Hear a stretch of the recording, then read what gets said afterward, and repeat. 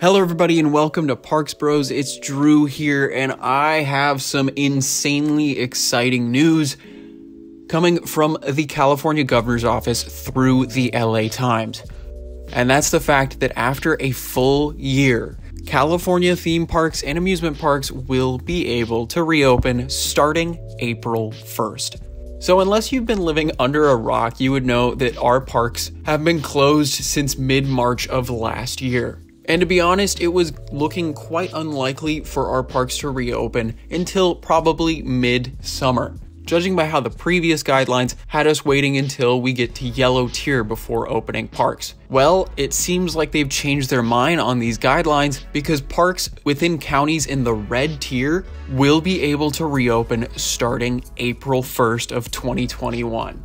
The capacity will change depending on what tier, of course, the parks are in as well, with red tier garnering a 15% capacity, a 25% capacity in parks starting in orange tier, and in yellow tier, it will be a 35% capacity. Now, outside of the capacity guidelines, I believe all of the original guidelines put in place with how parks need to operate will still be there, with no indoor queuing, of course, masks being worn at all times, spaced seating, and plenty of other ways to minimize the spread of the virus. In which, while yes, things are starting to reopen, we still need to keep that in mind to keep cases going down further and further so we don't have to worry about this in the future. I also did want to mention real quick, if you are not from the state of California, you will not be allowed to visit one of these parks within at least the near future, because these rules are specifically for California residents, as they will be the only state residents to be able to visit these parks as of now.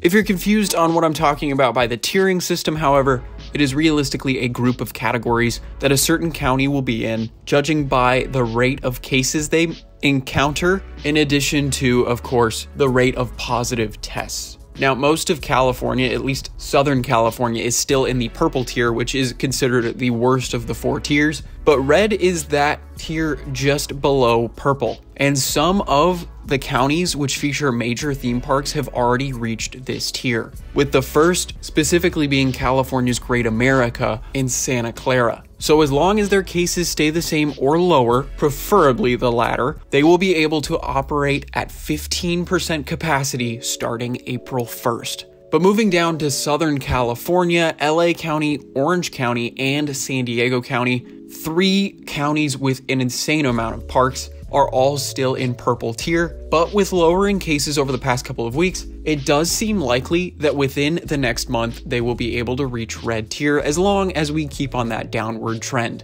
So remember how all these parks were just bringing up tasting events through May?